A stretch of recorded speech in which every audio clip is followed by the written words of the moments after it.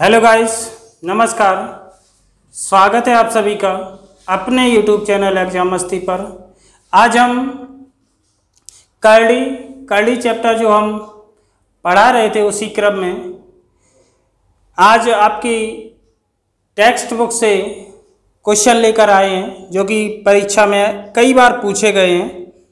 आज पूरा डिस्कस करेंगे करड़ी के बारे में, करड़ीगत राशि, करड़ी चिन्ह तथा करड़ी का घातांक। हर एक बिंदु पर चर्चा करेंगे इस क्लास में। चलिए बने रहिए मेरे साथ, एक एक कॉन्सेप्ट को क्लियर करते रहना। करड़ी की परिभाषा क्या होती है कि जिन संख्याओं का वर्गमूल, घनमूल, चतुर्थमूल, पंचम मूल या एनवा मूल प्राकृत संख्याएं या परिमेय संख्याएं न हो उन्हें हम करड़ी संख्याएं कहते हैं। तो करड़ी के बारे में हम पिछली वीडियो में भी बता चुके हैं। यदि वो करड़ी के 2 क्लास आपने ना देखे हों तो उनके लिंक जो हैं वीडियो के डिस्क्रिप्शन में दिए गए हैं, जाकर वो पहले दोनों क्लास देख लें, तब ये भी क्लास आपको बेहतर से समझ में आएगा। करड़ीगत राशि क्या होती है, ध्यान दीजिएगा। करड़ी की परिभाषा हम बता चुके हैं। करड़ीगत राशि क्या होती है?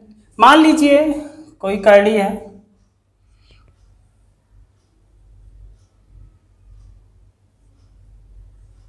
ये मान लीजिए, तो ध्यान दीजिएगा इस x को, इसको कहते हैं करड़ीगत राशि। क्या कहते हैं? करड़ीगत राशि। और ये जो 3 है इसको हम कहते हैं करड़ी का घातांक। क्या कहते हैं? करड़ी का घातांक। ध्यान दीजिएगा, कुल मिला के ये चीज जो है ये घन करड़ी है। कौन सी है? घन करड़ी। लेकिन इसको हम क्या कहते हैं? करड़ी चिन्ह। करड़ी चिन्ह। ये वर्ग करड़ी भी हो सकती है, घन करड़ी भी हो सकती है। यहाँ 2 तो लिखे नहीं होते, 2 ना कुछ भी ना लिखा हो तो वर्ग करड़ी होता है, 3 लिखे हैं तो घन करड़ी हो गया, 4 हो गया तो चतुर्थ करड़ी, 5 लिखा है तो पंचम करड़ी, 6 लिखा है तो षष्ठ करड़ी। मतलब कुल मिला के ऐसे कहें 2 कुछ ना हो तो वर्गमूल, इस 3 लिखे हो तो घनमूल, चतुर्थ मूल, पंचम मूल, षष्ठ मूल, सप्तम मूल। इस प्रकार का जो चिन्ह ये होता है इसको हम कहते हैं करड़ी चिन्ह। जो इसके अंदर जो राशि होती है उसको कहते हैं करड़ीगत राशि, और इसको जो 3 को कहते हैं करड़ी का घातांक। तो आप करड़ीगत राशि, करड़ी चिन्ह तथा करड़ी का घातांक इस बारे में बेहतर से समझ गए होंगे। अब चलते हैं हम कुछ घातांकों के नियम, फिर कुछ करड़ी के नियम। आगे नोट कर लीजिए, फिर हम एक एक नियम पर चर्चा करेंगे क्वेश्चन सहित। विश्वास रखिए एक एक प्रश्न आपको बेहतर से समझ में आएगा। अगर आपको समझ में ना आए कमेंट करना, हम आगे कोशिश करेंगे अगली क्लास में आपको और बेहतर से समझाने की। लेकिन विश्वास रखिए आपको एक एक बात समझ में आएगी। चलिए कुछ नियम पर हम बात कर लेते हैं। पहला हेडिंग डालिएगा, घातांक के नियम। घातांक के नियम।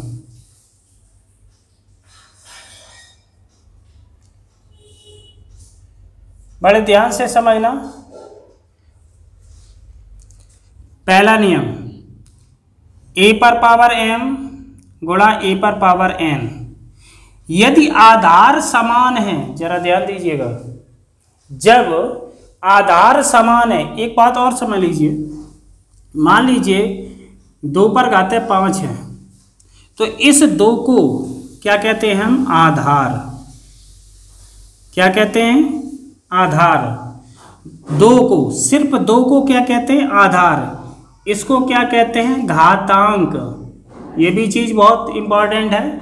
2 को क्या कहते हैं? आधार, और इस 5 को क्या कहते हैं? घातांक। इस पूरे सिस्टम को 2 पर घाते 5, इसको पूरे को कहते हैं हम घात। नीचे वाले को क्या कहते हैं? आधार। इस 5 को क्या कहेंगे? घातांक। इस पूरा जो सिस्टम है 2 पर पावर 5 है, तो इसको पूरे को हम कहेंगे घात।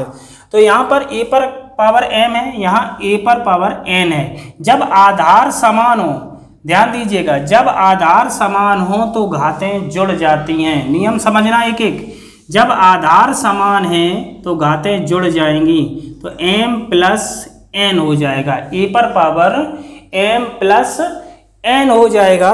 चलिए दूसरे को, अगर हम दूसरे नियम की बात करें, यदि a पर पावर m और भाग a पर पावर n हो, जब आधार समान है, तो जब आधार समान है और भाग है तो घातें घट जाती हैं। यदि गुणा होगा तो घातें जुड़ जाएंगी, यदि भाग होगा तो घातें घट जाएंगी।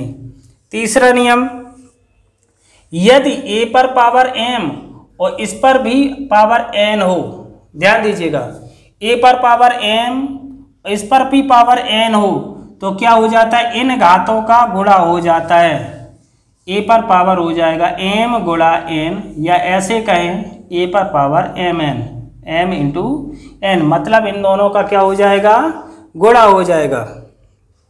चलिए चौथा नियम समझिएगा, यदि a इंटू बी पर पावर m हो, दो संख्याएं गुणा में हैं और दोनों पर घातें समान हैं, तो इसको हम इस प्रकार भी लिख सकते हैं, a पर पावर m गुणा b पर पावर m, a पर पावर m गुणा b पर पावर m।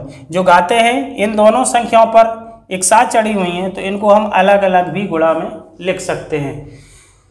चलिए नोट कर लीजिए, फिर आगे हम और भी इसके नियम हैं वो समझें।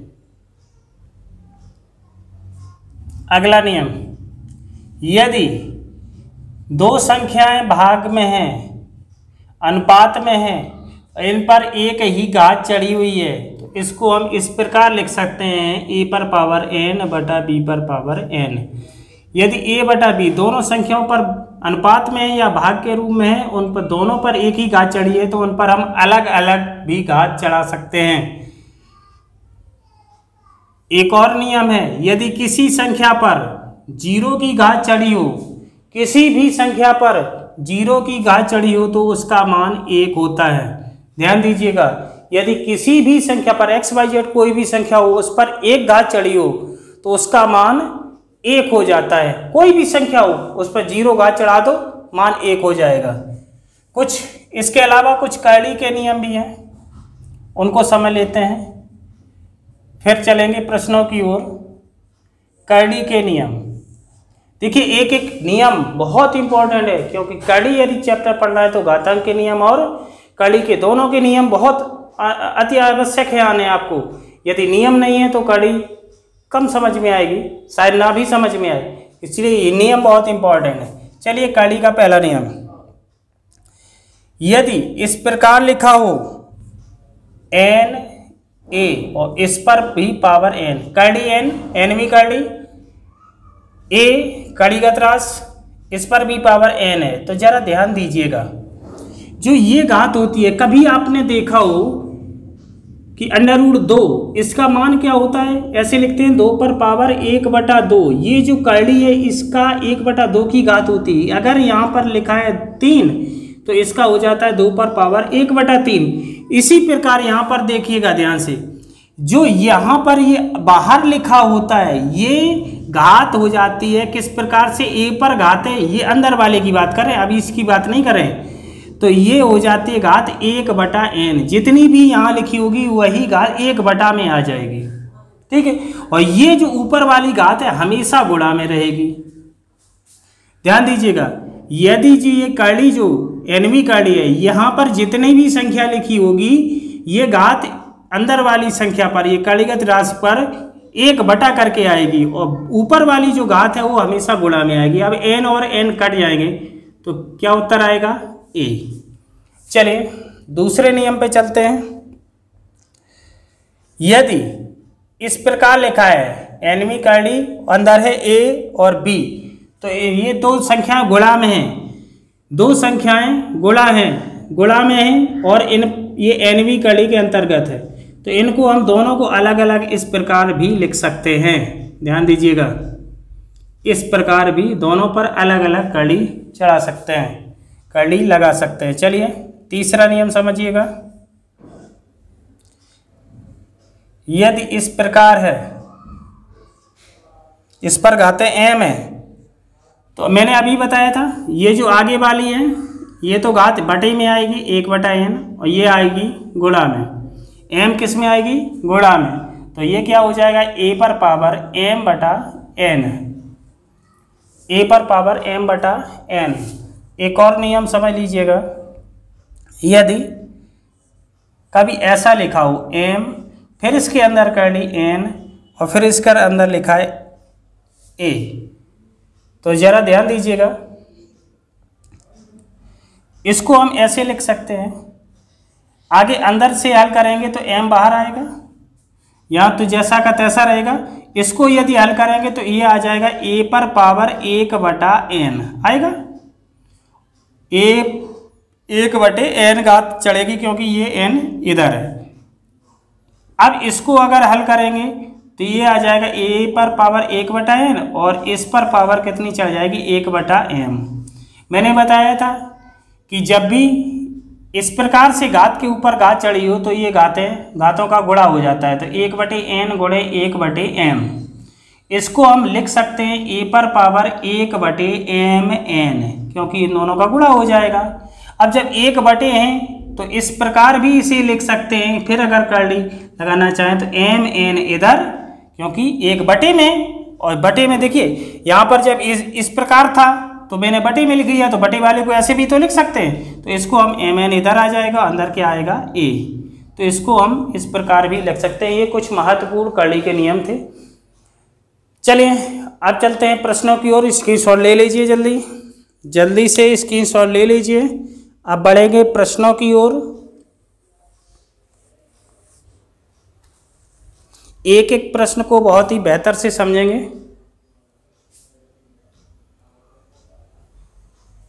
पहला प्रश्न है आपका कि 243 पर घातें 3/5, 243 पर घातें 3/5 को सरल कीजिए।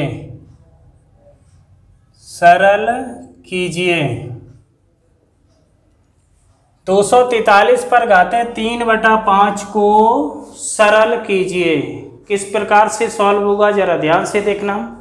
तो इसको किस प्रकार से सॉल्व करेंगे जरा ध्यान से समझना। 243 पर घातें 3/5 है। तो यहाँ 243 के सबसे पहले क्या करेंगे? अब आज गुणनखंड करेंगे। 243 के यदि गुणनखंड करें तो ये 2 से तो कटेगी नहीं संख्या, किससे कटेगी? 3 से कट जाएगी। 3 अट्ठे 24 और 3 एकम 3, फिर 3 से कट जाएगी। 3 दूना 6 बची 2, 3 सत्ते 21, फिर 3 से कटेगी 3 एम 27, फिर 3 से कटेगी 3 बार, 3 तिया 9, फिर 3 एकम 3। तो यहाँ पर देखना 1 2 3 4 5, तो 243 को हम लिख सकते हैं 3 पर घातें 5, क्योंकि इसके जब मैंने गुणनखंड किए तो 3 5 बार आए। जरा ध्यान से समझना एक एक पॉइंट। और इस पर भी घातें हैं 3/5 की। मैंने एक आपको फार्मूला बताया था, यदि a पर पावर m और इस पर भी पावर n हो तो इन घातों का गुणा हो जाता है, m गुणा n हो जाता है, बताया था ये।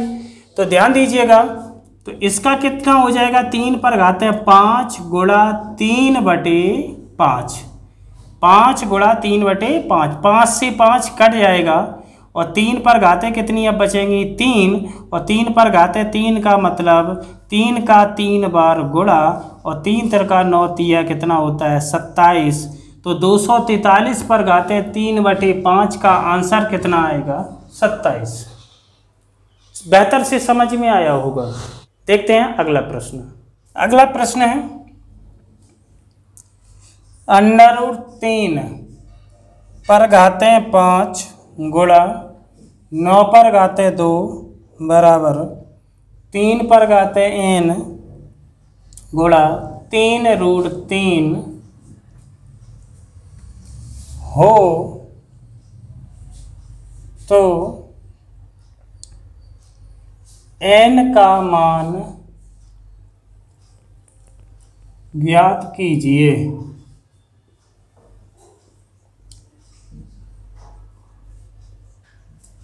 ध्यान दीजिएगा, √3 जब मैंने बताया था ये वर्ग कड़ी है और यह वर्ग कड़ी में यहां पर कितने होते हैं 2, ये पता है आपको, तो क्वेश्चन उतार लेते हैं। √3 पर घाते 5 गुणा 9 पर घाते 2 बराबर 3 पर घाते n गुणा 3√3। तो इसको हम देखिए ध्यान से, इसको हम लिख सकते हैं 3 पर घाते 1/2 लिख सकते हैं। √3 को हम लिख सकते हैं 3 पर घाते 1/2 और इस पर पहले से ही घाते हैं 5 तो गुणा में चली जाएंगी। इस 9 को हम लिख सकते हैं 3 पर घाते 2, 3 पर घाते 2, 3 गुणा 3 9 होता है और इस पर पहले से ही घाते हैं 2।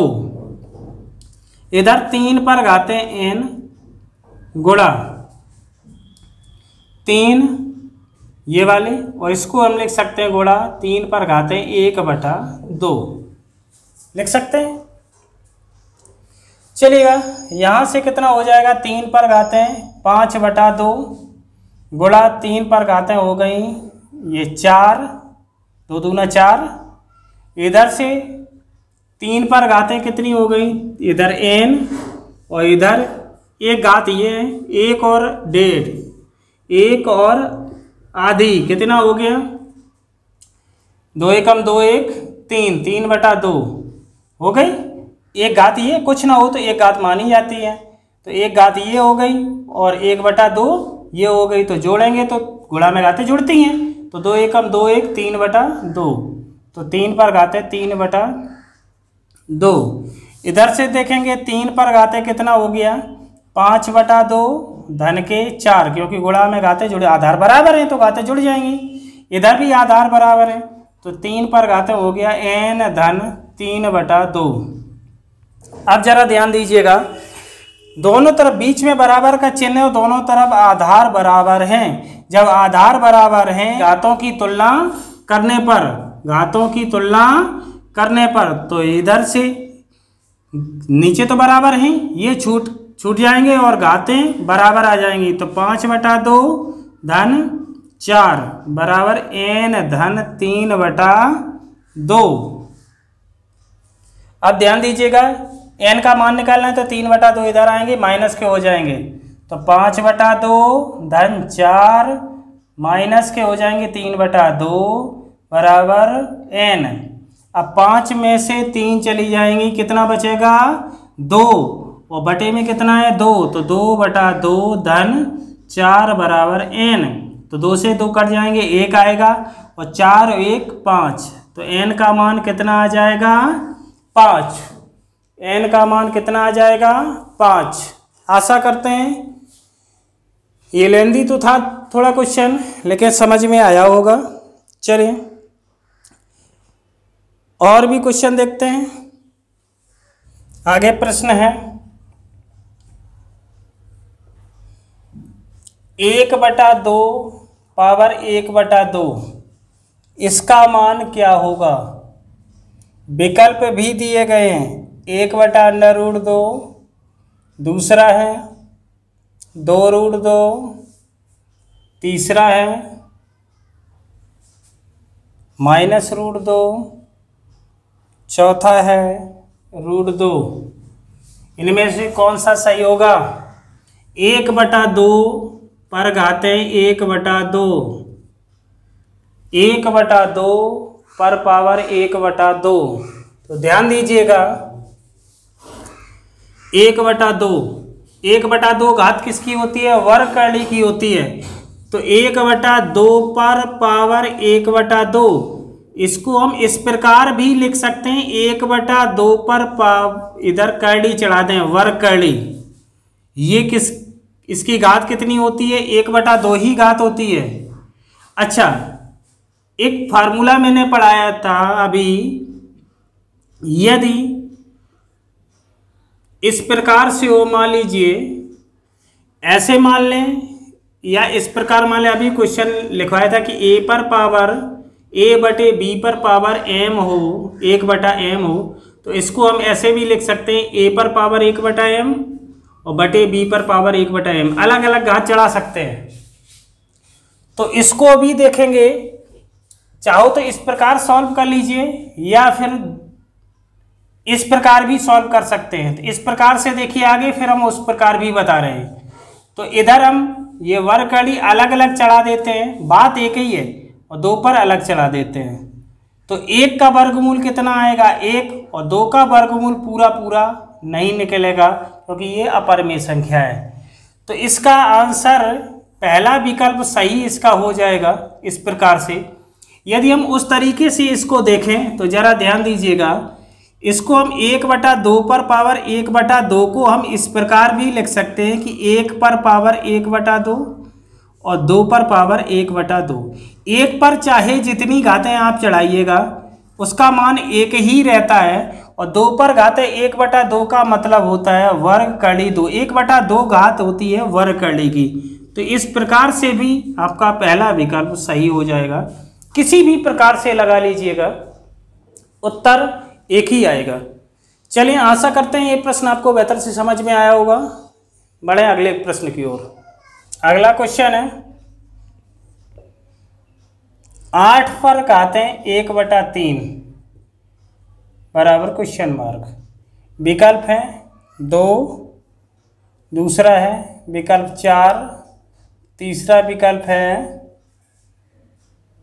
√2 और चौथा है 2√2।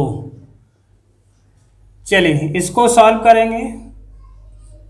8 पर घातें 1/3, तो इसको हम लिख सकते हैं, 8 को हम लिख सकते हैं, देखिए 8 को यदि हम सॉल्व करें तो 2 चौको 8, 2 दूना 4, 2 एकम 2, 8 बराबर लिख सकते हैं 2 गुणा 2 गुणा 2, 2 1 2 3, 2 पर घातें 3, कितना लिख सकते हैं 3, और ये जो घात होती है गुणा में आ जाती है, हम पहले ही बता चुके हैं, गुणा 1/3, 3 से 3 खत्म हो जाएगा।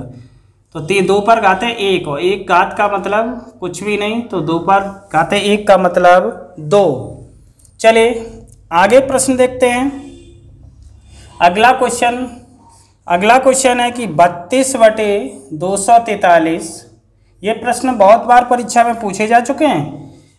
इस पर घाते हैं ऋण 4/5। जरा ध्यान दीजिएगा, जब ऋण की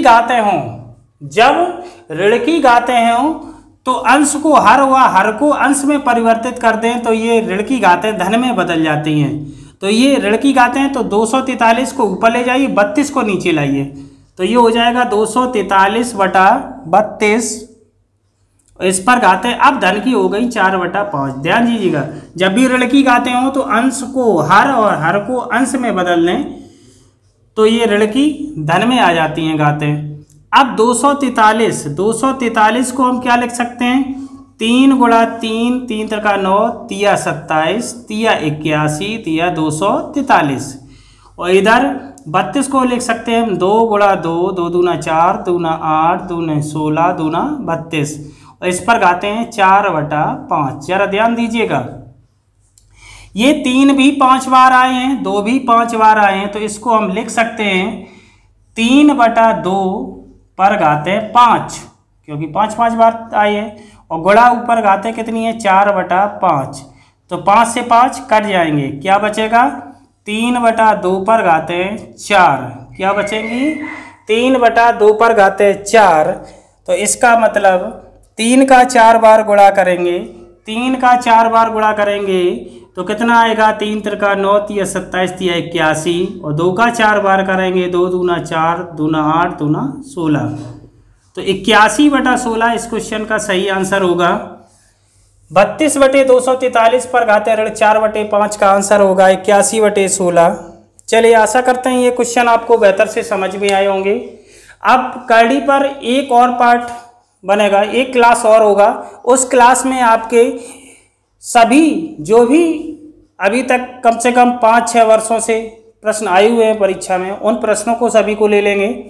वो आखिरी पार्ट होगा, इसलिए सभी पार्ट बेहतर से आपने समझे, साथ दिया। अच्छा चलिए, ये वीडियो आपको कैसा लगा कमेंट करके ज़रूर बताइएगा। यदि अच्छा लगा हो तो वीडियो को लाइक व शेयर अवश्य करिएगा, अपने साथियों से भी शेयर कर दीजिएगा।